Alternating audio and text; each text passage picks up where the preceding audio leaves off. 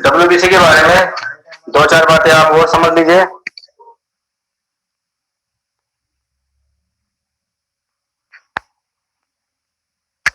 कि जो आरबीसी और डब्ल्यूबीसी होती है ना, आरबीसी और डब्ल्यूबीसी का अनुपात आपको याद होगा 600:1, यानी जो आरबीसी होती है और डब्ल्यूबीसी होती है उनमें बहुत बड़ा अंतर होता है संख्या का।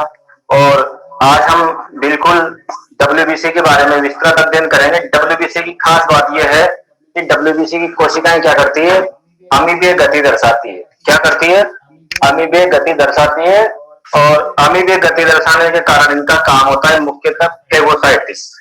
फेगोसाइटोसिस का मतलब क्या होता है? ये जाती है और बाहर जाकर के क्या करती है, जैसे फेगोसाइटोसिस का मतलब ये होता है कि मान लीजिए ये हमारी डब्ल्यूबीसी है, यहाँ बाहर कोई कण आया तो ये क्या करेगी, यहाँ से जाकर के अपना रूप बदलेगी,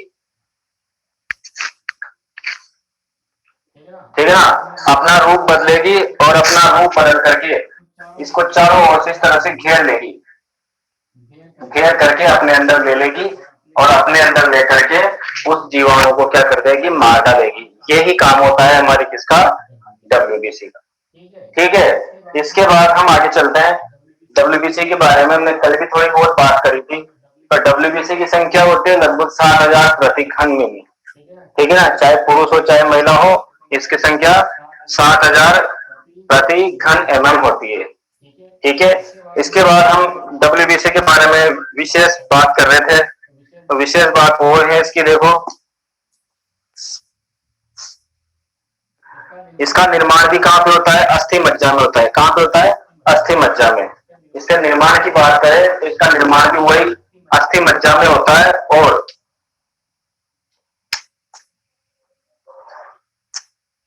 और इसका जीवन काल हमने देखा था 4 से 5 दिन का होता है। दो चार बातें आप अभी याद कर लो केवल छोटी मोटी। अब हम पढ़ते हैं डब्ल्यूबीसी के बारे में, विस्तार से पढ़ेंगे।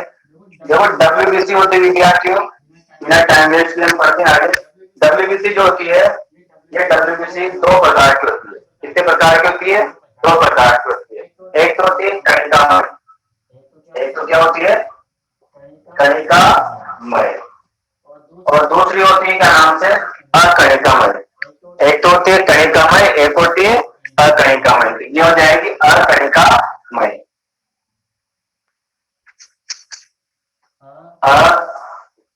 अकणिकामय। इंग्लिश में अगर इसको हम याद करें तो इंग्लिश में इसका नाम हो जाता है, देखिए इंग्लिश में इसका नाम एक तो ये जो है कणिकामय, इस कणिकामय को कहते हैं ग्रेनुलोसाइट।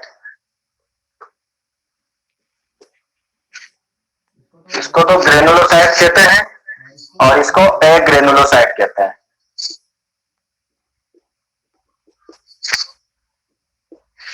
ग्रेनुलोसाइट्स और एग्रेनुलोसाइट्स, ये इसके नाम हो जाते हैं। ग्रेनुल आप जानते हो विज्ञान की भाषा में उसको कणिका वो कहते हैं, और अकणिकामय में क्या हो जाएगा, एग्रेनुलोसाइट हो जाएगी। तो इस प्रकार से ये 2 होती है। तो इसको कणिकामय क्यों कहते हैं? इसको कणिकामय इसलिए कहते हैं विद्यार्थियों, इसकी जो कोशिका द्रव्य होता है, इसके कोशिका द्रव्य में क्या पाई जाती है, ऐसे कुछ कणिकाएं पाई जाती है, इसलिए इसको क्या कह देते हैं, कणिकामय। लेकिन जो इधर वाली है, इसके कोशिका द्रव्य में कोई कणिकाएं नहीं पाई जाती, इसलिए इसको क्या कह देते हैं, अकणिकामय या एग्रेनुलोसाइट कहते हैं। ये आप समझ लेना अच्छे से। फिर बात करते हैं हम किसकी, कणिकामय की। तो विद्यार्थी जो कणिकामय होती है, वो कणिकामय का जो केंद्रक होता है, ये कणिकामय का मैं चित्र बनाया था, लेकिन समझ लेना इसका जो केंद्रक होता है विद्यार्थियों, इस कणिकामय का जो केंद्रक है ये बहुरूपी होता है। बहुरूपी कणिकामय जो है डब्ल्यूबीसी, उसका केंद्रक बहुरूपी होता है। बहुरूपी का मतलब समझना आप लोग, एक तो होता है बहुरूपिया, 2 शब्द होते हैं, बहुरूपिया और बहुरूपी। ये शब्द समझ लेना, ये बहुरूपी लिखा है, एक लिखा है बहुरूपिया। बहुरूपिया का मतलब होता है जो कई प्रकार का आकार ग्रहण कर लेता है, उसको बहुरूपिया कहता है। और एक वो बहुरूपी जिसका बहुत सारे रूप होते हैं, मतलब एक रूप नहीं होता, बहुत सारे रूप होते हैं उसको बोल देते हैं अपन बहुरूपी। ठीक है विद्यार्थियों, नेक्स्ट बात करते हैं इसका अगला गुण क्या है। बहुत सारे केंद्रक होते हैं, केंद्रक बहुत रूपी मतलब बहुत सारे केंद्रक, बहुत सारे केंद्रक। अब आप जानते हो जब विज्ञान की भाषा में कोई भी चीज बहुत सारी हो जाती है, ठीक है ना, कोई चीज बहुत सारी हो जाती है उसको पोली कहा जाता है। क्या कहा जाता है? पोली। तो यहाँ पे इसको अपन क्या नाम दे देंगे हिंदी में, केंद्रक हो गया ना, बहुरूपी हो जाता है। इसका एक और नाम हो जाएगा बहु केंद्रक रूपी श्वेताणु। तो इसका नाम क्या हो जाएगा? बहु केंद्रक रूपी श्वेताणु। ठीक है, तो इसका नाम मैं देता हूं, इसका नाम हो जाएगा बहु केंद्रक रूपी।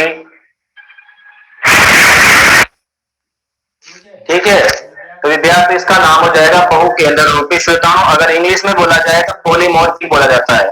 अगर इसका नाम इंग्लिश में बोला जाए तो इसको क्या कहता है? पॉलीमॉर्फिक। ठीक है ना, इसको पॉलीमॉर्फिक बोलता है। और एक और खास बात, बहुत सारे केंद्रक होते हैं, बहुत सारे केंद्रक होते हैं डब्ल्यूबीसी में। ठीक है ना, बहुत सारे केंद्रक होते हैं, इसलिए अपन इसकी बात करते हैं आगे। तो कई पिंडों का बना होता है भाई केंद्रक। इसका जो केंद्रक होता है वो कई पिंडों का बना होता है। एक और बात, बहु केंद्रक रूपी होता है। केंद्रक बहुत सारे होते हैं और केंद्रक कई पिंडों का बना होता है। केंद्रक जो है, केंद्रक कई पिंडों का बना हुआ, कई पिंडों का बना हुआ होता है भाई। ये भी आप याद रखना अच्छे से कि जो डब्ल्यूबीसी है, हमने बताया एक बार और, कणिकामय कहते हैं। क्यों कहते हैं? क्योंकि इसके कोशिका द्रव्य में बहुत सारी कणिकाएं पाई जाती है और इसका केंद्रक बहुत सारे केंद्रक पाए जाते हैं और बहुत सारे केंद्रक जो होते हैं ना, इसलिए इसका नाम हो जाएगा बहु केंद्रक रूपी श्वेताणु या पॉलीन्यूक्लियस डब्ल्यूबीसी, पॉलीन्यूक्लियस डब्ल्यूबीसी। या फिर केंद्रक कई पिंडों का बना हुआ होता है। जैसे मैं आपको बता देता हूँ, जैसे ये केंद्रक है, ये केंद्रक इस प्रकार से जुड़े रहेगा, बहुत सारे पिंड बने रहेंगे, 1 2 3 4 5 6 7 8, ऐसे 8-10 पिंडों का इसका क्या बना रहता है विद्यार्थियों? केंद्रक होता है। आगे इसकी बात करते हैं। और जो केंद्रक होता है ना, ये केंद्रक क्या होता है? तंतुमय समुच्चय।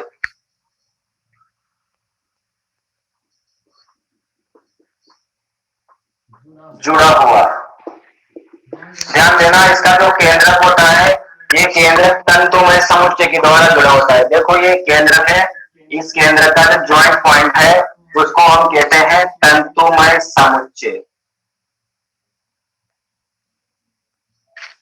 तो बिल्कुल आप अच्छे से इसके 5 पॉइंट है, 5 पॉइंट पहले याद करो, उसके बाद हम इसके प्रकार पढ़ेंगे। तो हम बात कर रहे थे कणिकामय श्वेताणु की। तो कणिकामय श्वेताणु में विद्यार्थियों, इसमें जो कणिकाएं उपस्थित होते हैं इसलिए इसका नाम कणिकामय या ग्रेनुलोसाइट हो गया।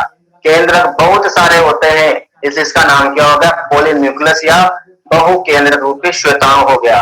इसके अलावा इसका केंद्रक कई पिंडों का बना हुआ होता है ना, इसलिए इसको हम बहुत सारे पिंड का नाम, जैसे कई पिंडों का बना होता है। और जो पिंड होते हैं विद्यार्थी, जो पिंड होते हैं ये पिंड है ना तंतुमय समुच्चय के द्वारा। तंतुमय समुच्चय मतलब जैसे मान लीजिए एक पिंड ये हो गया और एक पिंड हो गया, ये जुड़े हुए है ना, इनके बीच में इस तरह से ये पॉइंट, ये ज्वाइंट होता है। इस ज्वाइंट को बोलते हैं तंतुमय समुच्चय। तो केंद्रक एक ही होता है, बहुत सारे केंद्रक भी हो जाए, 4 5 6 7 केंद्रक हो जाए तो तंतुमय समुच्चय के द्वारा जुड़े हुए देते हैं। अब इसको बहुत सारे केंद्रक की जरूरत क्यों पड़ी विद्यार्थी? इसको बहुत सारे केंद्रक की जरूरत इसलिए पड़ी, मतलब ये क्या होता है, इसका काम होता है हमारे शरीर की प्रतिरक्षा पंक्तियों का निर्माण करना। ये हमारे शरीर की प्रतिरक्षा पंक्ति बनाती है, मतलब हमें रोगों से बचाती है, संक्रमण से बचाती है। इसलिए इसका एक केंद्रक नष्ट हो जाए फिर भी ये कोशिका कार्य करती रहती है, क्योंकि ये लड़ाई, ठीक है, यह एक प्रकार का सैनिक है। तो ये जो सैनिक है ना, हमें बचाने के लिए खुद भी नष्ट हो जाता है। इसलिए इसमें 7-8 केंद्रक होते हैं ना, तो कम से कम इसको सुचारू रूप से चलाने के लिए 1-2 केंद्रक तो इसमें जीवित रहते हैं, ये नष्ट नहीं होते हैं फिर भी। क्योंकि आप जानते हो जैसे कोई व्यक्ति की मृत्यु होती है, उस व्यक्ति का हार्ट काम करता है, माइंड काम करता है तो जीवित रहता है, भले बॉडी में कुछ भी ना बचे। वैसे ही डब्ल्यूबीसी में सब कुछ नष्ट हो जाए एक केंद्रक भी बच जाता है, तो क्या होता है इसमें अच्छे से इसका कार्य होता है। आप मुझे बताओ कि आप लोगों को आवाज साफ आ रही है क्या? आवाज क्लियर आ रही है ना आप लोगों को? बीच बीच में डिस्टर्ब हो रही है? बीच बीच में डिस्टर्ब हो रही है? हाँ। कितनी हो रही है? और ज्यादा नहीं हो रही पर कम। हाँ ठीक है, मैं रिपीट कर दूंगा। ठीक है, ऐसी कुछ स्थिति आती है क्योंकि पता नहीं आज नेटवर्क की या कुछ ऐसी प्रॉब्लम हो सॉफ्टवेयर में, इसलिए दिक्कत आ रही हो, है ना? ठीक है, चलो अभी तो ठीक है, तो समझ में आ गया। मैं 2-3 बार बता दूंगा ताकि एक बार अगर डिस्टर्ब हो जाए तो हमको समझ में आ जाएगा, है ना? चलो आगे बढ़ते हैं। हमने बात करी है डब्ल्यूबीसी की वेबसाइट, इसका नाम है, हमने देखा कि ये है हमारी कणिकामय ग्रेनुलोसाइट। क्या है ये? ग्रेनुलोसाइट। अब इसकी बात करते हैं आगे हम। नेक्स्ट जो हमारी है वो है कणिका रहित। कणिका रहित की बात करें तो विद्यार्थियों, कणिका रहित में क्या होता है? कणिका रहित में बिल्कुल सीधा सिंपल है, इसमें कणिकाएं एब्सेंट होती है। क्या होती है? कणिकाएं एब्सेंट। तो सबसे पहली बात तो यही लिख सकते हैं, कणिका कणिकाएं अनुपस्थित होती है। कणिकाएं क्या होती है? अनुपस्थित होती है। और इसके अलावा इसका जो केंद्रक होता है ना, ये केंद्रक जो है या फिर इसका जो आकार है,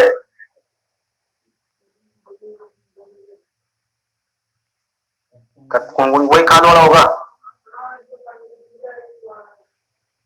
बिठा दे अंदर।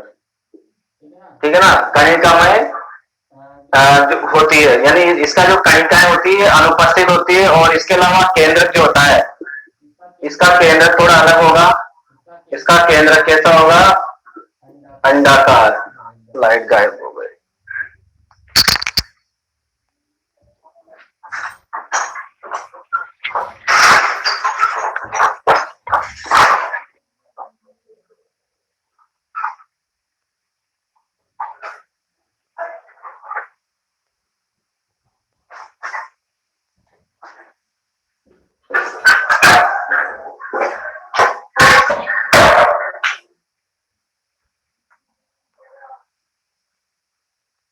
दिख रहा है क्या साफ थोड़ा थोड़ा?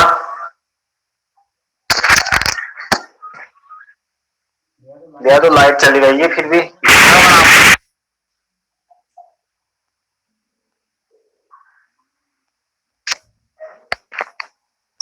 लाइट चली गई फिर भी देख लेते हैं क्या स्थिति है। देखो इसमें क्या होती है, कणिकाएं क्या होती है? अनुपस्थित होती है। और अंडाकार, इसका जो केंद्रक होता है ना, वो केंद्रक होता है अंडाकार, वह सेम के बीजनुमा। सेम के बीजनुमा। शायद किसी का स्पीकर चालू हुआ यार, मुझे ऐसा लग रहा है, इसलिए दिक्कत आ रही है। देखता हूँ मैं एक हाथ का।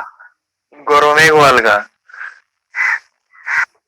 दिनेश, ये जो स्पीकर है ना, ये बंद रखो, शायद उसी में से कहीं की आवाज आ रही हो, इसलिए डिस्टर्बेंस वहीं से भी आ सकता है ना? इस गौरव गा रहे हो तो गौरव, हाँ इसको बंद कर दो। जिसका भी चालू होना तो बंद कर दो। देखो डिस्टर्बेंस हो रहा है किसी तरह, रिकॉर्ड वीडियो रिकॉर्ड हो रहा है, फिर रिकॉर्ड होने में फिर दिक्कत आता है। देखो फिर अब उसको देखेंगे तो फिर उसे बीच बीच में डिस्टर्बेंस आएगा, इसलिए स्पीकर में कहीं भी चालू करो, ठीक है? देखो, और इसका जो क्या होता है, इसमें केंद्रक अंडाकार वो सेम के बीजनुमा होता है। और याद रखना इसमें एक ही केंद्रक होता है भाई, ठीक है? केंद्रक की संख्या होती है ना, वो कितनी होती है? एक ही केंद्रक होता है भाई। याद रखना इसमें केंद्रक कितना होता है? एक ही केंद्रक होता है। एक ही केंद्रक होता है और वो 2-3 पिंडों में बटा हुआ हो सकता है। और बात करते हैं आगे। एक पिंड का बना होता है, एक पिंड का बना हुआ। तो 2-3 बातें याद रखनी है, बस कुछ भी याद नहीं रखना। क्या याद रखना है कि जो अकणिकामय है, जो डब्ल्यूबीसी है, उसका जो केंद्रक होता है उसमें कणिकाएं नहीं पाई जाती। केंद्रक अंडाकार व सेम के बीजनुमा होता है और एक ही केंद्रक होता है और एक ही पिंड का बना हुआ होता है ज्यादातर। इस चीज को हमको याद रखना है डब्ल्यूबीसी में। अब हम बात करते हैं नेक्स्ट इनके प्रकारों की। तो विद्यार्थी प्रकार जो है बहुत इंपॉर्टेंट है, ठीक है, प्रकारों को हम पढ़ते हैं। एक सेकंड, आप इसको मिटा देता हूं मैं।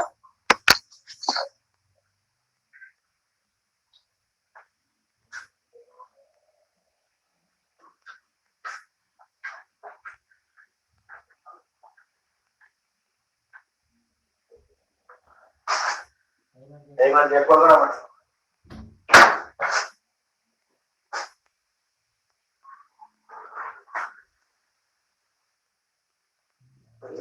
दिक्कत कर रही है यहाँ, तो सही दिख रहा है।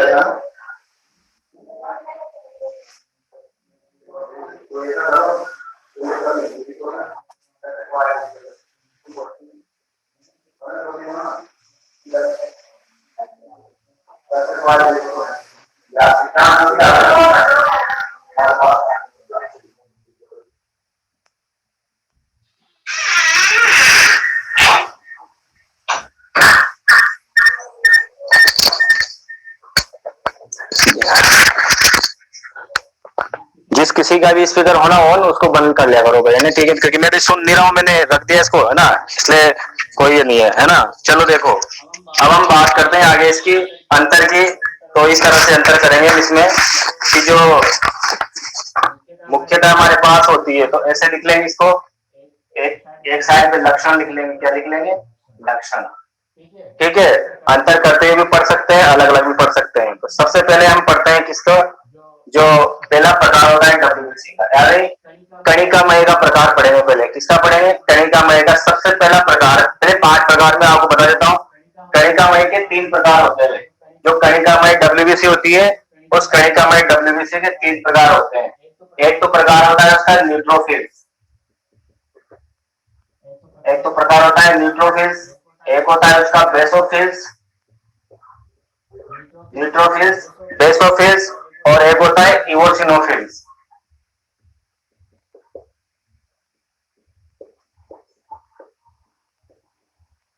तो जो कणिकामय श्वेताणु होती है उसके 3 प्रकार हैं भाई।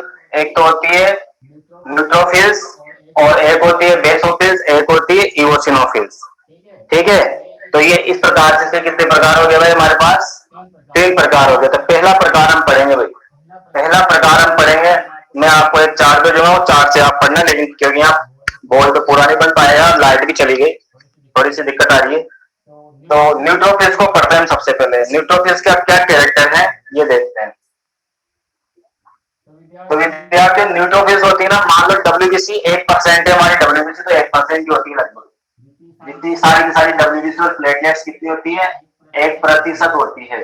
और 1% में भी विद्यार्थियों इसकी जो संख्या है ना न्यूट्रोफिल्स की, ठीक है, ये होती है 62%।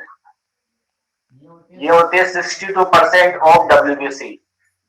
यानी याद रखना, अगर कुल डब्ल्यूबीसी जो है, कुल डब्ल्यूबीसी 62% है, यानी 1% की कितनी हो गई है? 62%।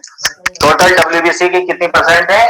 62%। तो देखिए, हमारा जो ब्लड होता है, उस ब्लड में सबसे ज्यादा मात्रा में तो क्या पाई जाती है? सबसे ज्यादा मात्रा में तो पाई जाती है आरबीसी। फिर उसके बाद डब्ल्यूबीसी 1% होती है। तो उस 1% में भी कौन सबसे ज्यादा पाई जाती है?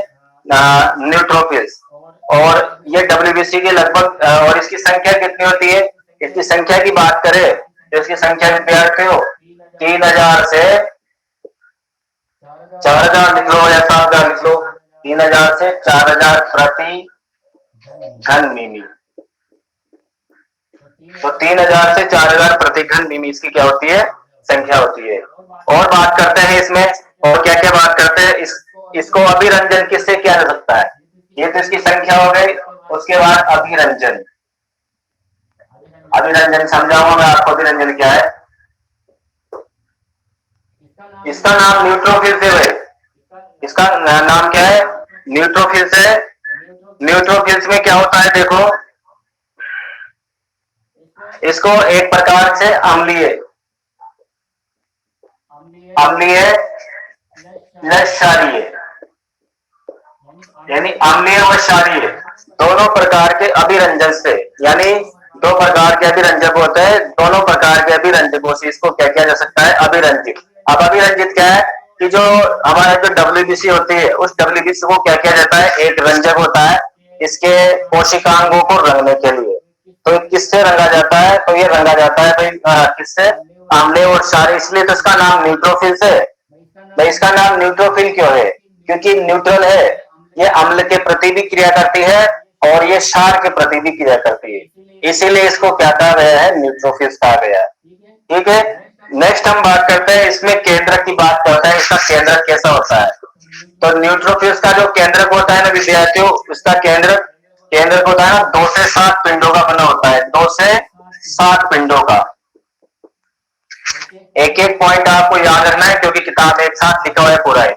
तो केंद्रक जो होता है वो 2 से 7 पिंडों का बना होता है, किसका? न्यूट्रोफिल्स का, है ना। न्यूट्रोफिल्स का जो केंद्रक होता है वो 2 से 7 पिंडों का बना होता है। और विद्यार्थियों इसके बाद इसका गुण क्या है? इसके गुण की बात की जाए विद्यार्थियों, इसका गुण होता है फेगोसाइटोसिस। इसका गुण होता है फेगोसाइटिक। फेगोसाइटिक इसका गुण होता है। और फेगोसाइटिक का मतलब समझते हो? फेगोसाइटिक का मतलब क्या होता है? ये क्या करती है? किसके साथ मिलकर के? मोनोसाइट के साथ मिलकर के। ध्यान देना, ये किसके साथ कार्य करती? अकेली कभी काम नहीं करती है। न्यूट्रोफिल्स कभी अकेली काम नहीं करती, ये जब भी काम करती है न्यूट्रोफिल के साथ एक और जुड़ जाएगी, जिसको हमने क्या नाम दिया? मोनोसाइट। मोनोसाइट क्या होते हैं विद्यार्थियों? मोनोसाइट सबसे बड़ी WBC होती है। मोनोसाइट कौन है? सबसे बड़ी WBC होती है। सबसे बड़ी WBC का नाम मोनोसाइट। ये अपना आकार है ना विद्यार्थियों 80 माइक्रोन तक कर सकती है ना। तो ये फेगोसाइटिक दर्शाते किसके साथ में दर्शाती है? मोनोसाइट। अभी पढ़ेंगे अपन ने, मोनोसाइट के साथ मिलकर के ये फेगोसाइट क्रिया दर्शाती है। फेगोसाइट का मतलब पक्षकाणु, मैं लिख देता हूं पक्षकाणु।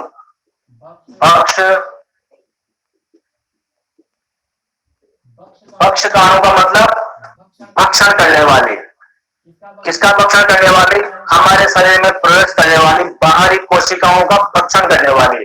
अकेली भक्षण नहीं करेगी। अरे मैं आपको पूरी प्रोसेस बताऊंगा कि हमारे शरीर में जब भी कोई रोगाणु प्रवेश करता है तो उसके खिलाफ हमारा जो शरीर का जो रक्त है वो किस प्रकार से हमारी सहायता करता है, किस प्रकार से हमें बचाता है। बात करते हैं नेक्स्ट आगे।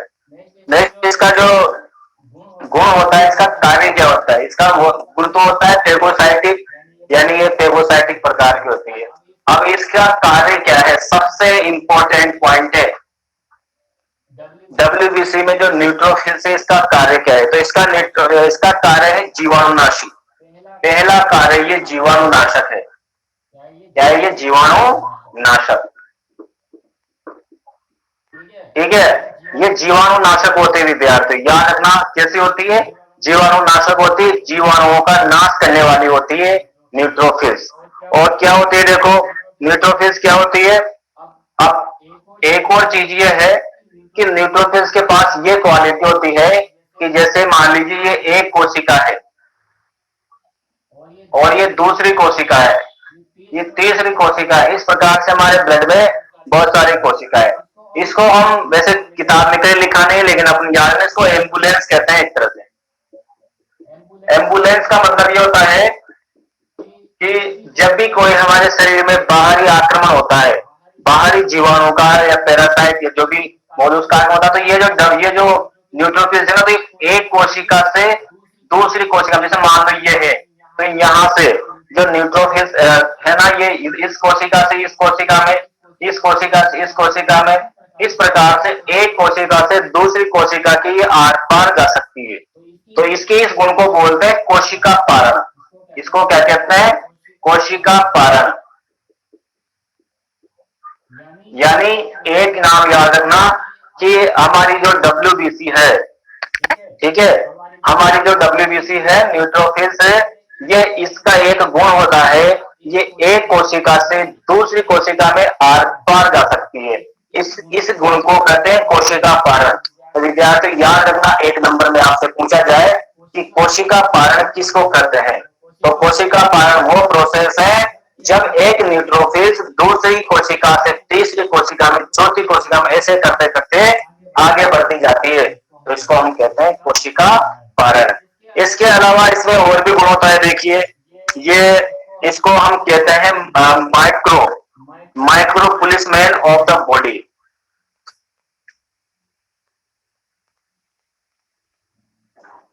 इसको हम क्या कहते हैं, माइक्रो पुलिसमैन। अभी आपकी बुक में नहीं दे रखा, लेकिन फिर भी आप पढ़ो। इसको एक और नाम दिया जाता है micro policeman of the body. यानी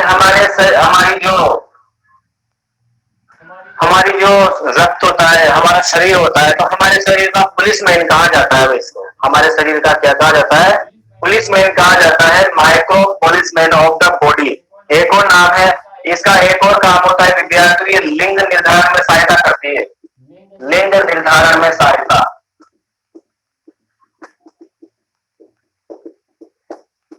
लिंग निर्धारण में सहायता करती है। कौन सहायता करती है, न्यूट्रोफिल्स। और कैसे सहायता करती है अपन पढ़ेंगे आगे अगले चैप्टर में बायोटेक्नोलॉजी में, क्योंकि इसके ऊपर क्या पाई जाती है, बार बॉडी उपस्थित होती है। अभी सिर्फ आप इतना सा याद रख लो, इसमें क्या उपस्थित होती है, बार बॉडी। तो हम दोबारा से न्यूट्रोफिल्स के बारे में चलते हैं, इसके इतने ही गुण हैं। तो देखो, न्यूट्रोफिल्स होती है, जैसे WBC 1% होती है, तो टोटल WBC का 62% यानी सबसे ज्यादा मात्रा में न्यूट्रोफिल्स होती है। ठीक है, न्यूट्रोफिल्स के बाद हम बात करते हैं 3000 से 4000 प्रति घन मीमी इसकी संख्या होती है। अगर इसको अभिरंजित करने की कहा जाए तो ये अम्लीय व क्षारीय अभिरंजन से क्या हो सकती है, अभिरंजित हो सकती है। केंद्रक 2 से 7 पिंडों का बना होता है और इसका गुण होता है फेगोसाइटिक। फेगोसाइटिक यानी भक्षकाणु, इसका क्या होता है, गुण होता है। ये भक्षकार बाहरी जीवाणुओं का, बाहरी कोशिकाओं का भक्षण कर सकती है। और कब करेगी, मोनोसाइट के साथ मिलकर के ये बाहरी जीवाणु का क्या करती है, भक्षण करती है। इसका कार्य 2-3 कार्य होते हैं विद्यार्थियों। एक तो कार्य होता है जीवाणुनाशी और एक कार्य होता है कोशिका पारण। ये जीवाणु का नाश करने के लिए एक कोशिका से दूसरी कोशिका तक जा सकती है। इस गुण को बोलते हैं कोशिका पारण। इसका दूसरा नाम है micro policeman of the body. ये क्या होती है, हमारे शरीर में एक प्रकार का पुलिसमैन होती है। नेक्स्ट इसका गुण होता है लिंग निर्धारण में क्या करती है, सहायता करती है। लिंग निर्धारण में भी क्या करती है, सहायता करती है। ठीक है विद्यार्थियों, ये किसमें सहायता करती है, लिंग निर्धारण में भी क्या करती है, सहायता करती है। गिर गई लाइट।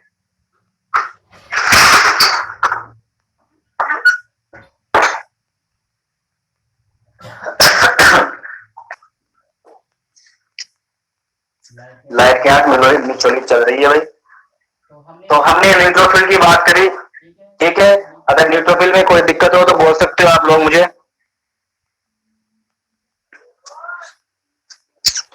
क्योंकि इसमें 2-3 पॉइंट मैंने बाहर से लिखे हैं भाई, उनके बारे में मत पूछना, केवल याद रख लेना। अभी केवल बुक में केवल दे रखे हैं 2 गुण इसके। एक गुण तो दे रखा है विद्यार्थियों कोशिका पारण, और एक गुण दे रखा है इसका भक्षकाणु। बस 2 ही चीज दे रखी है। नेक्स्ट हम आ जाते हैं इओसिनोफिल पे। अगली WBC, अगली कणिकामय WBC। कौन सी WBC, कणिकामय WBC। तो उस कणिकामय WBC का नाम क्या है, उसका नाम है हमारे पास इओसिनोफिल। इओसिनोफिल्स के बारे में पढ़ते हैं। डस्टर कहाँ गया,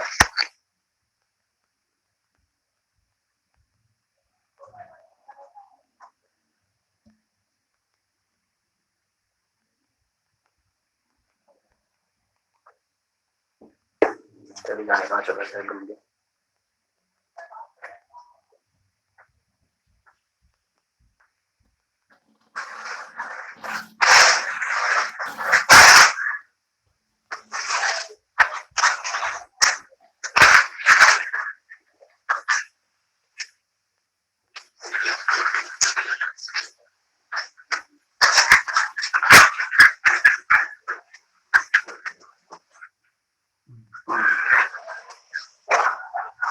तो नेक्स्ट विद्यार्थियों हम बात करते हैं न्यूट्रोफिल की। और न्यूट्रो तो हो गया इओसिनोफिल।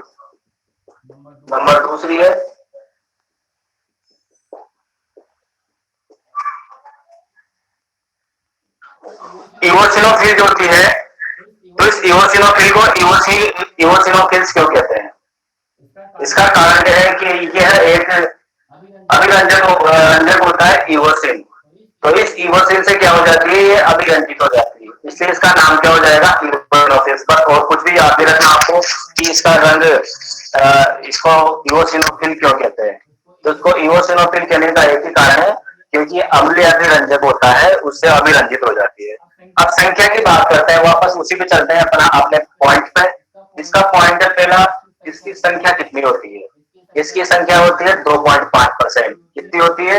ये होती है, नंबर एक बात करते हैं, 2.5% ऑफ WBC। ये याद रखना है आपको, जब भी लिखो ऐसे लिखना 1.5% ऑफ WBC, यानी ये क्या होती है, टोटल WBC की 2.5% होती है। और ये इसकी और बात करें तो ये क्या हो जाती है, इवोसिन से गहरे लाल अभिरंजित हो जाती है। तो किससे अभिरंजित होती है? इवोसिन से अभिरंजित, इवोसिन से अभिरंजित। कैसे अभिरंजित होती है? गहरी लाल।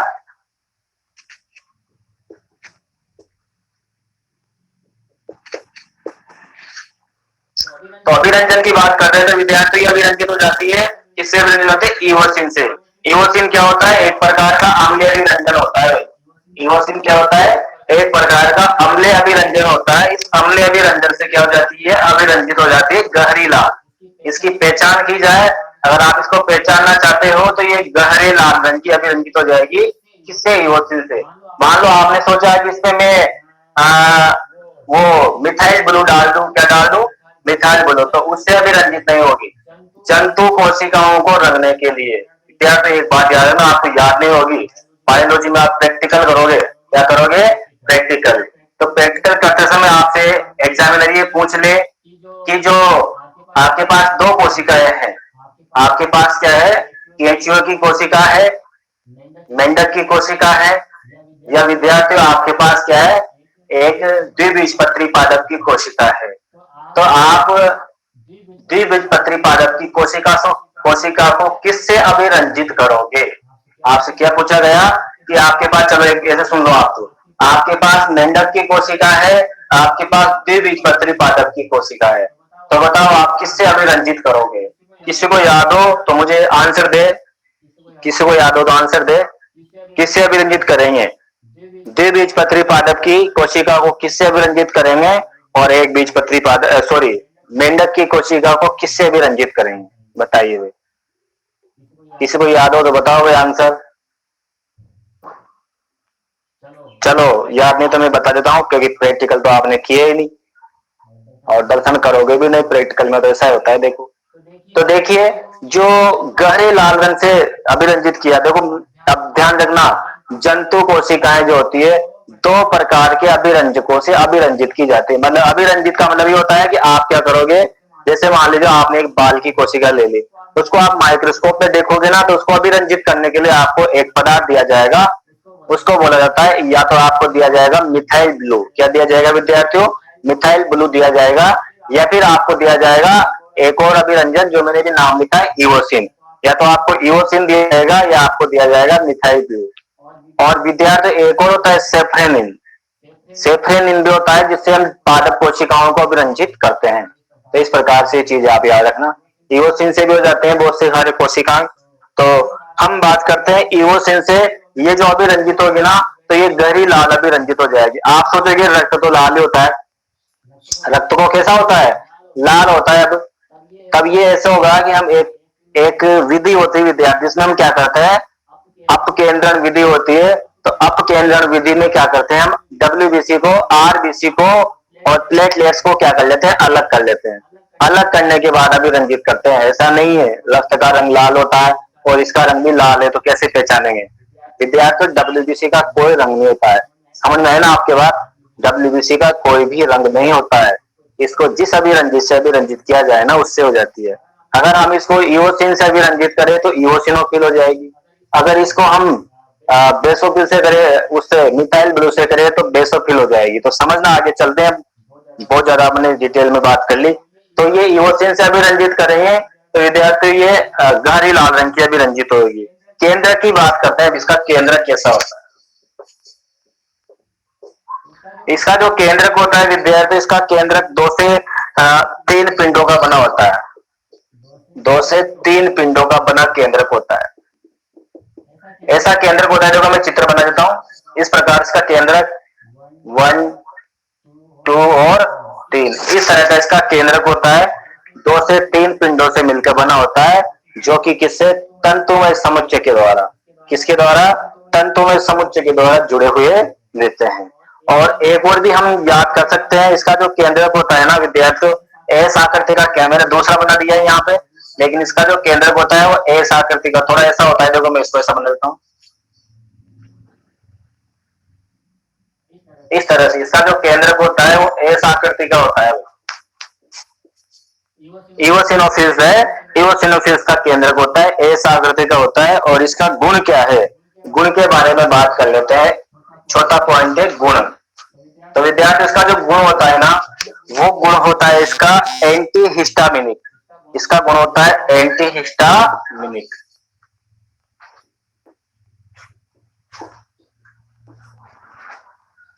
अब एंटी हिस्टामिनिक गुण क्या होता है, पहला आपने गुण पढ़ा फेगोसाइटोसिस। एंटी हिस्टामिनिक का मतलब हमारी जो त्वचा होती है, तो विद्यार्थी त्वचा के अंदर क्या होती है, और जो ब्लड होता है उसके अंदर एक प्रकार की विशेष कोशिकाएं पाई जाती है, जिनको मास्ट कोशिकाएं कहते हैं। मास्ट कोशिकाएं बहुत मस्त होती है। मास्ट कोशिकाएं MAST, इसका नाम क्या है, मास्ट। और मास्ट को आप पढ़ सकते हो मस्त। मस्त ऐसा होता है कि ये कोशिकाएं जब काम करती है तो व्यक्ति को खुजली चलती है। क्या चलती है, खुजली। तो आप जानते हो जब खुजली करता जाता है, खुजली करता ही जाता है ना, रुकता नहीं हो। तो बहुत ही मस्त कोशिका है। आप मस्ती मस्ती में क्या करते हो, खुजली करते हो। जब मस्ती मस्ती में खुजली करते हो तो ये कब होती है, जब आपको खुजली कब होती है, जब आपको एलर्जी होती है। एलर्जी मतलब जब आप मान लीजिए आपको किसी पदार्थ से, धूप से एलर्जी है। कोई व्यक्ति धूप में जाता है, धूप में जाते हुए बेचारा काला पड़ जाता है, ठीक है ना। लेकिन यहाँ उल्टा है, कोई व्यक्ति धूप में जाते ही काला तो नहीं पड़ता, लाल हो जाता है। क्या हो जाता है, लाल हो जाता है। लाल होने का कारण क्या है, उसकी मास्ट कोशिकाएं क्या करती है, हिस्टामिन क्या करती है। तो ये संक्रमण के समय एंटी हिस्टामिन का क्या करती है, एंटी हिस्टामिनिक, है ना। तो इस समय क्या होता है, जब हमें खुजली चलती है, क्या करती है, जब हमें खुजली चलती है तो ये क्या करती है, उस खुजली को रोकने का काम करती है। उस खुजली को क्या करती है, रोकने का काम करती है। इसलिए बहुत ही अच्छी कोशिका होती है, मास्ट कोशिकाओं के खिलाफ काम करती है। अभी आप डिटेल से पढ़ोगे बड़ी कक्षाओं में, और ये पढ़ने के लिए आपको BSc फाइनल ईयर में जाना पड़ेगा भाई, तब जाके आप पढ़ोगे मास्ट कोशिकाओं के बारे में, या फिर कोई PMT करेगा तो वहां पे उस पढ़ाया जाएगा। तो एंटी हिस्टामिनिक होता है, मतलब एंटी हिस्टामिनिक का क्या होता है, ये क्या कर रहा है, देखो एलर्जी और परजीवी संक्रमण होता है। जब हमारी बॉडी में एलर्जी व परजीवी संक्रमण हो जाता है, परजीवी संक्रमण, जब हमारी बॉडी में एलर्जी और परजीवियों का संक्रमण हो जाता है तो उस समय क्या होता है, इसकी संख्या बढ़ जाती है, इंक्रीज। तो इसकी संख्या बढ़ जाती है, किसकी संख्या बढ़ जाती है,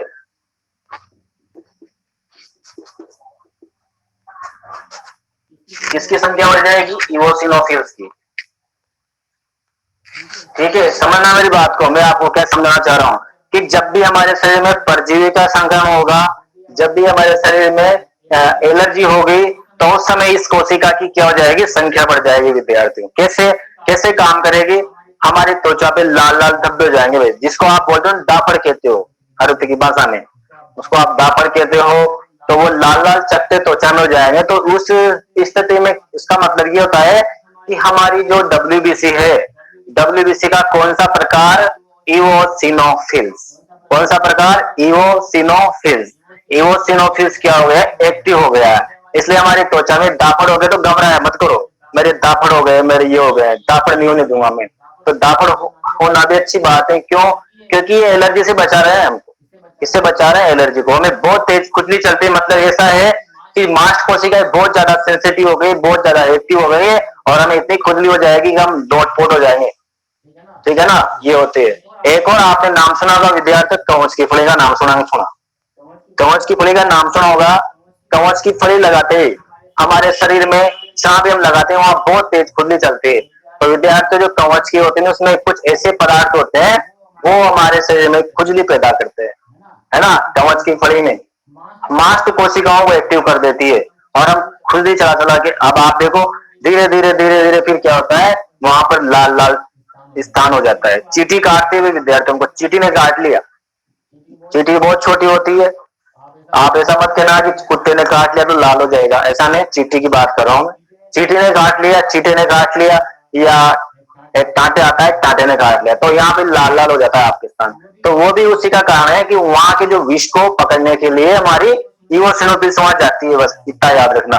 उसके बाद की बात करते हैं हम, और ये जैसे वो स्थान हो जाता है लाल लाल, तो वहां के जो स्थान थोड़ा फूल जाता है, और जो हमारी मिलिट्री होती है ना, डब्ल्यूबीसी की अन्य कोशिकाएं, उनको कार्य करने के लिए क्या हो जाता है, स्थान मिल जाता है। तो इसका गुण होता है एंटीहिस्टामिनिक, तो ये एंटीहिस्टामिनिक गुण प्रदर्शित करती है। एंटीहिस्टामिन का मतलब जो हिस्टामिन, हिस्टामिन के खिलाफ, हिस्टामिन के खिलाफ काम करती है, इसलिए इसका गुण हो जाएगा एंटीहिस्टामिनिक। बिल्कुल अच्छे से याद रख लेना, आप भूलोगे नहीं।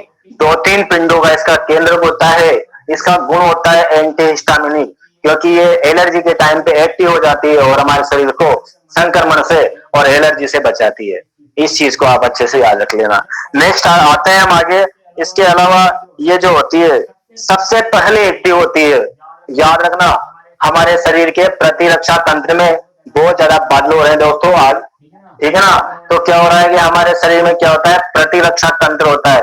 प्रतिरक्षा तंत्र में सबसे पहले एक्टिव होने वाली कोशिका कौन सी, डब्ल्यूबीसी होती है। प्रतिरक्षा तंत्र में सबसे पहले एक्टिव होने वाली कोशिका होती है हमारी कौन, इओसिनोफिल्स। सबसे पहले नंबर 1 पे एक्टिव होगी। और आप जानते जैसे आपको कोई चींटी काटती है तो सबसे पहले आपके लाल स्थान होता है। लाल स्थान होने के बाद क्या होता है, उसमें सूजन आती है, इस तरह से प्रक्रिया बढ़ती है, और उसके बाद अगली काम करती है मोनोसाइट काम करती है, फिर उसके बाद काम करती है न्यूट्रोफिल, फिर लास्ट में लिम्फोसाइट काम करती है। साफ नजर आ रहा है मुझे बताइए कोई, आप लोग बोर्ड पे लिखा है जो साफ नजर आ रहा है ना आप लोगों को, क्योंकि अंधेरा हो गया बहुत ज्यादा, ठीक है ना। दूसरे मोबाइल से मैं लाइट करता हूँ, 1 सेकंड रुकना आप लोग, दूसरा तो रिकॉर्ड कर रहा है। हाँ भाई चलो आगे बढ़ते हैं। नेक्स्ट और पढ़ लेते हैं अपन, बेसोफिल्स क्या होती है। बेसोफिल्स की बात करें विद्यार्थियों, यहाँ थोड़ा दिख रहा है, देखो साफ हो रहा है इधर। बेसोफिल्स, बेसोफिल्स क्या होती है, बेसोफिल्स 0.5% होती है विद्यार्थियों। कितनी होती है, 0.5%। यहाँ तीसरे नंबर पे आ जाती है बेसोफिल्स।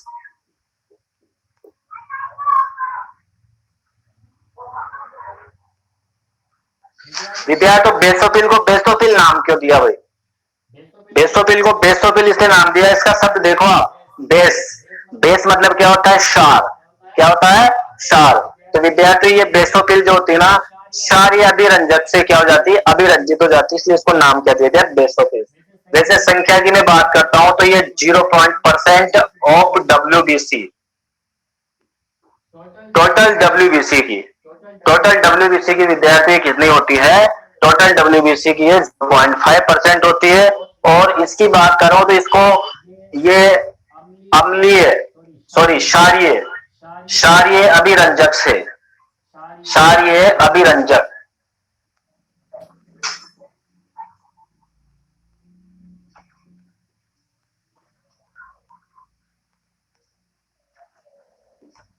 क्षारीय अभिरंजक से क्या हो जाती है, अभिरंजित हो जाती है विद्यार्थियों। किससे अभिरंजित हो जाती है, क्षारीय अभिरंजक से अभिरंजित हो जाती है। और उसका नाम क्या है, इसका नाम भी आगे में जब लगे हाथ लिख लिया तो उसका नाम होता है मिथाइल ब्लू।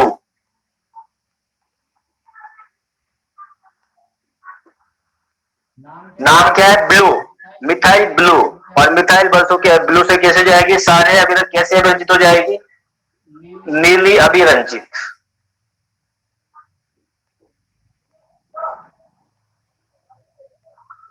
अब आपने न सुना होगा, यहाँ दिखता मैंने कि सारे अभिरंजक से अभिरंजित हो जाएगी मिथाइल ब्लू से, है ना। मिथाइल ब्लू से अभिरंजित हो जाएगी विद्यार्थियों, और मिथाइल ब्लू से नीली अभिरंजित होगी। कैसी होगी, नीली। अब आप मिथाइल ब्लू नीला ही होता है, तो आप कैसे पता करोगे नीले से नीला ही होएगा? बिल्कुल सिंपल है। तो वो नीला कलर दिखता है लेकिन वो नीला होता नहीं है, उससे अभिरंजित होता है। कोई नीला भी होता है, कोई लाल भी होता है, पीला भी होता है, इस प्रकार से विद्यार्थी नीली अभिरंजित होती है, याद रख लेना इसको मिथाइल ब्लू से। नेक्स्ट हम चलते हैं आगे। इसका जो केंद्रक होता है, बेसोफिल्स का जो केंद्रक होता है, बेसोफिल्स का केंद्रक होता है 2 से 3 पिंडों का बना होता है, 2 से 3 पिंडों का,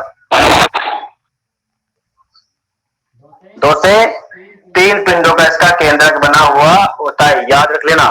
बेसोफिल जो होती है, बेसोफिल का जो केंद्रक होता है वो 2 से 3 पिंडों से मिलकर बना होता है। अब इसका और गुण है, तो ये कैसी होती है? देखो इसका उल्टा काम करती है। ये तो होती है इओसिनोफिल, ये हमारे शरीर में क्या करती है? दाखिल कर देती है। आपने सुना खुजली पैदा करती है। पहले वाली जो थी वो क्या पैदा करती है? इओसिनोफिल तो खुजली पैदा करती है। और विद्यार्थियों, खुजली होती थोड़ी रहेगी, हमारा शरीर खुद इसको संभालता है, आपको बाहर से कुछ करने की आवश्यकता नहीं होती। तो जो ये इसका नाम था उल्टा, इसका काम करेगी। जो इओसिनोफिल्स काम करती है ना, इसका विद्यार्थियों विपरीत काम करती है बेसोफिल। जब ये एंटी हिस्टामिनिक हो सकती है, ये हिस्टामिन के खिलाफ काम करती है, तो विद्यार्थी ये होती है हिस्टामिनिक। क्या होती है विद्यार्थी? हिस्टामिनिक। तो इसका कैरेक्टर क्या होता है? दिख रहा होगा आपको यहाँ तक। तो इसका जो गुण होता है, तो विद्यार्थी इसका गुण होता है हिस्टामिनिक।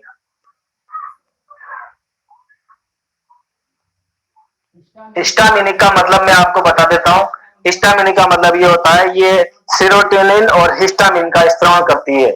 2 पदार्थ होते हैं विद्यार्थियों। कितने पदार्थ होते हैं? 2 पदार्थ। एक पदार्थ का नाम तो क्या है? सेरोटोनिन। मैं लिख देता हूं यहाँ पे, सेरोटोनिन। और एक पदार्थ होता है यहाँ पे हिस्टामिन।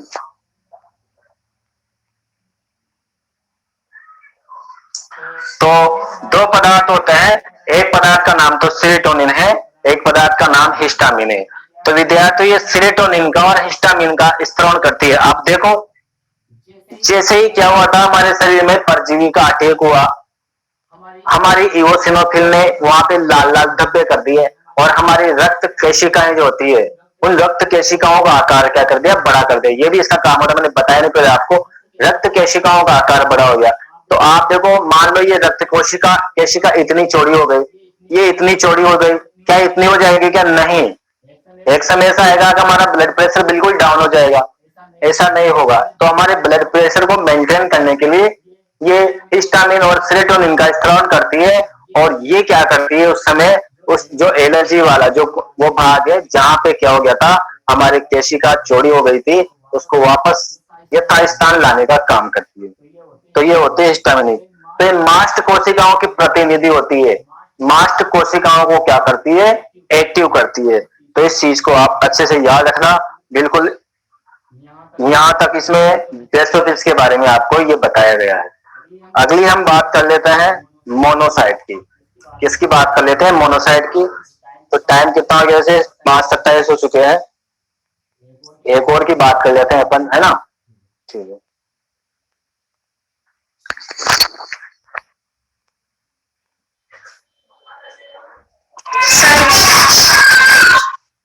बोलो। सर इसमें ये हिपेरिन क्या है बेसोफिल्स में? हाँ बोलो, क्या पूछ रहे हो? सर इसमें ये हिपेरिन क्या है? इसमें दे रखा है ना, ये हिस्टामिन और हिपेरिन उत्पन्न करती है। हाँ ये क्या है? देखो जैसे क्या होता है, जैसे एलर्जी होती है ना, एलर्जी पैदा करने वाले होते हैं ये। एलर्जी मतलब ये क्या करते हैं, हमारी जो कोशिकाएं होती है ना, ऊतक होते हैं ना, उनको वापस सही तरीके से स्थायी बनाने का काम करते हैं, अपनी जगह पे पहुंचाने का काम करते हैं। ये हिस्टामिन और हिपेरिन ये होते हैं।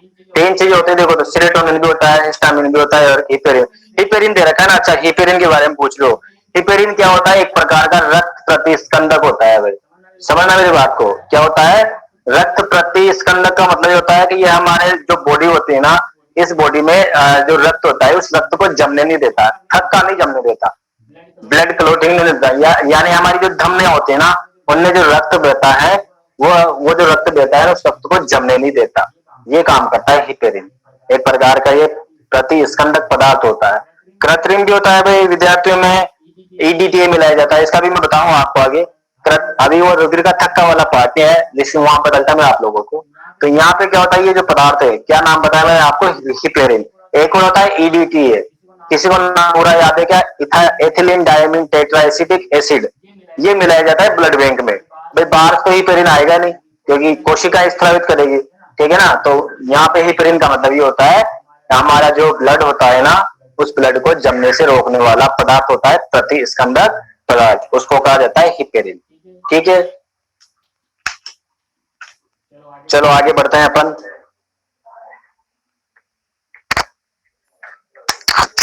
हम मोनोसाइट की बात करेंगे। देखो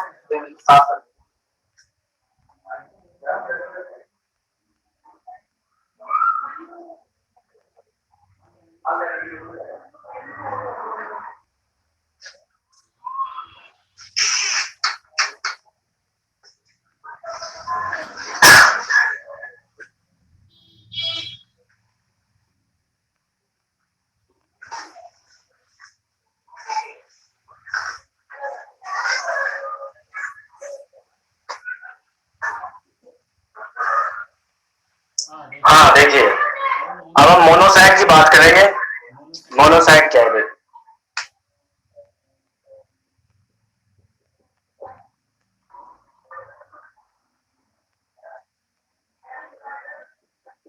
मोनोसाइट विद्यार्थियों, हाँ ये 5% होते हैं टोटल। कितनी होती है? 5% ऑफ डब्ल्यूबीसी। कितनी होती है? मोनोसाइट 5% ऑफ डब्ल्यूबीसी होती है। उसके बाद इसकी जो संख्या होती है वो 300 से 400 होती है। 300 से 400 प्रतिखंड नीमी होती है। और अभिरंजन की बात करते हैं।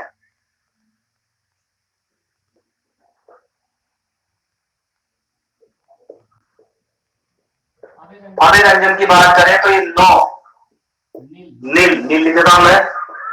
ये क्या होती है? किसी भी प्रकार के अभिरंजक से अभिरंजित नहीं होती है। यानी जो मोनोसाइट है ये किसी भी प्रकार से के अभिरंजक से क्या होती है? अभिरंजित नहीं होती है। और इसका जो केंद्रक होता है, इसका केंद्रक होता है वो सिंगल केंद्रक होता है, एक पिंड का बना होता है। इसका जो केंद्रक होता है वो केवल और मात्र एक पिंड का बना हुआ होता है। ये भी आप अच्छे से समझ लेना। बाकी अगला जो आएगा ना उसका केंद्रक, यानी मोनोसाइट के बाद आएगा लिम्फोसाइट। तो लिम्फोसाइट का जो केंद्रक होता है वो भी एक ही पिंड का बना होता है। ठीक है, और हम बात करते हैं इसका गुण क्या है। इसका गुण होता है विद्यार्थियों, इसका गुण होता है मैक्रोफेज।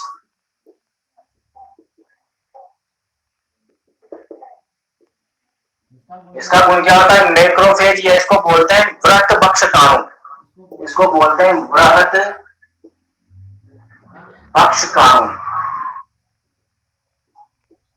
ठीक है, तो ये क्या होता है? वृत्त बक्षकाणु होता है ना। क्या होता है? वृत्त बक्षकाणु होता है। ये भी आप याद रखना। और क्या क्या देखो, प्रतिरक्षा की प्रथम पंक्ति, खास फीचर इसका, खास गुण क्या है? ये प्रतिरक्षा की प्रथम पंक्ति बनाती है भाई। प्रतिरक्षा की प्रथम पंक्ति। विद्यार्थी याद रखना कि जो मोनोसाइट होती है प्रतिरक्षा की प्रथम पंक्ति बनाती है। अब ये प्रथम पंक्ति कैसे बनाती है, किसके साथ मिलकर बनाती है? तो मैं आपको बता देना चाहता हूं कि ये मैंने पहले भी बताया थोड़ी देर पहले कि मोनोसाइट प्लस न्यूट्रोफिल्स और मोनोसाइट प्लस न्यूट्रोफिल्स मिलकर के एक वृत्त बक्षकाणु बना लेती है। जब एक कोशिका है वो दोनों कोशिका मिलेगी।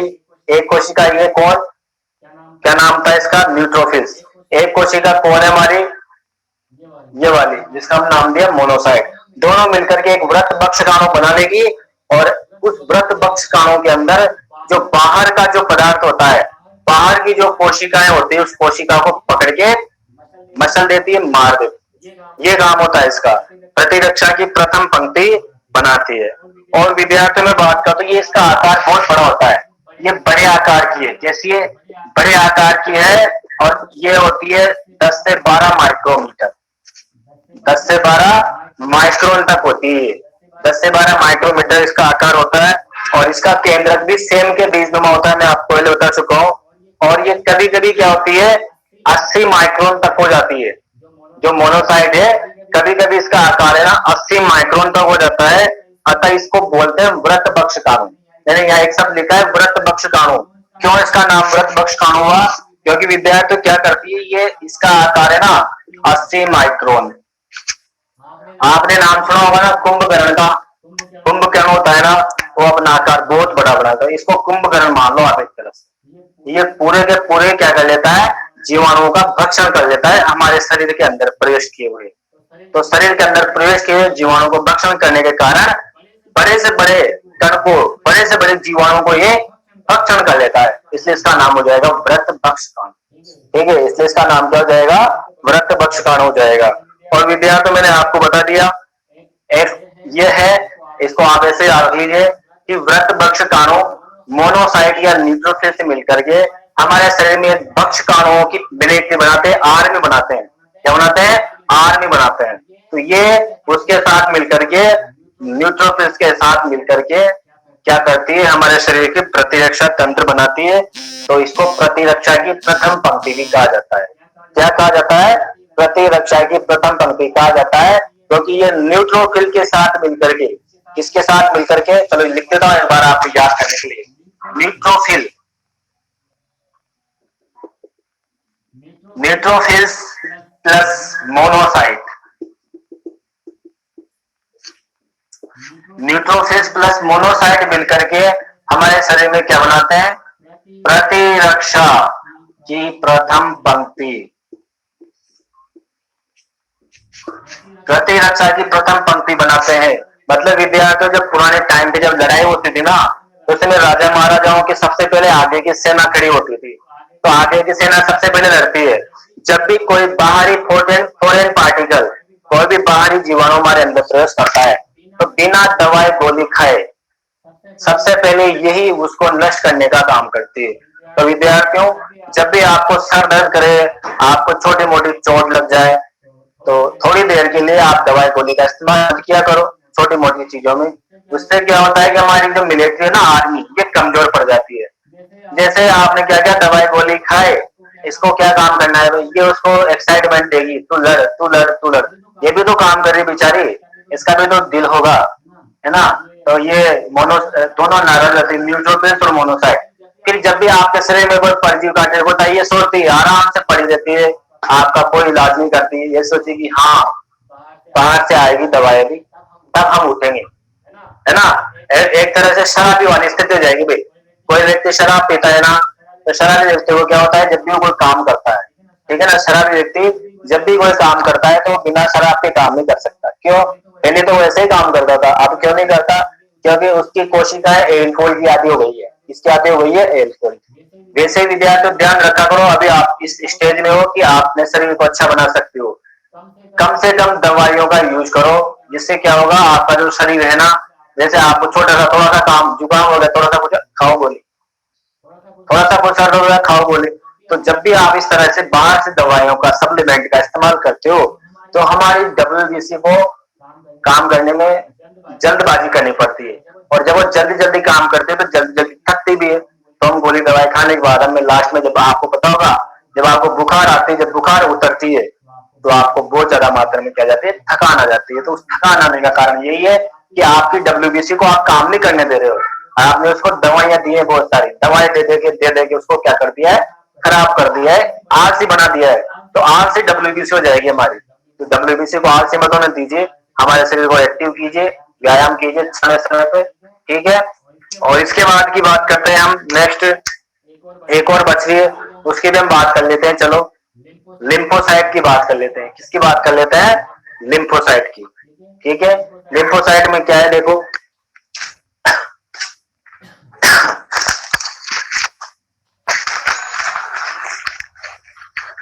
विद्यार्थी लिम्फोसाइट होते हैं ना, इसका नाम आपने सुना भी होगा,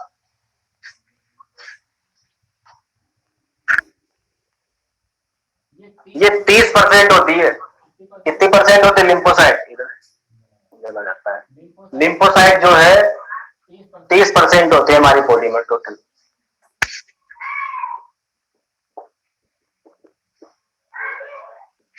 लिम्फोसाइट की बात करते हैं, कितने होती है?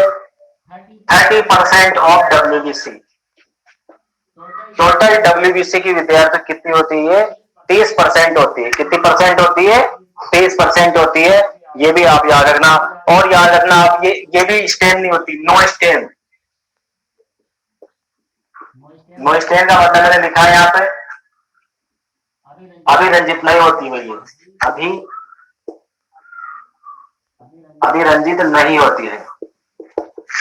याद रखना, जो हमारी जो लिम्फोसाइट है ये भी अभी रंजित नहीं होती है, और ये अमीबोइड होती है। भाई क्या होती है? इसकी प्रकृति या इसका गुण बताया जाए तो अमीबोइड होता है। क्या होता है? अमीबोइड। ठीक है, इसका कैसे होता है? अमीबोइड। अब अमीबोइड का मतलब क्या होता है? अमीबा का मतलब आपने पढ़ा होगा, 11th में पढ़ा है। अमीबा की जो गति होती है विद्यार्थियों, अमीबा जब गति करता है तो अमीबा एक जिग जैग पथ पर गति करता है, मर्जी पड़े जिधर गति करता है। तो हमारी लिम्फोसाइट भी ऐसी है, ये लिम्फोसाइट भी मर्जी पड़े जैसे गति करती है। ये क्या करती है? बाहरी पदार्थों को नष्ट करने का काम करती है। इसका काम क्या है? बाहरी पदार्थों को नष्ट करना, बाहरी पदार्थों को नष्ट करना। तो विद्यार्थियों, जो लिम्फोसाइट होती है ये क्या करती है? बाहरी पदार्थों को नष्ट करने का काम करती है। और ये इसका आकार थोड़ा छोटा होता है। इसका जो आकार मैं यहां लिख देता हूं, इसका आकार 6 से 8 माइक्रो होता है। कितना होता है? 6 से 8 माइक्रो इसका क्या होता है? आकार होता है।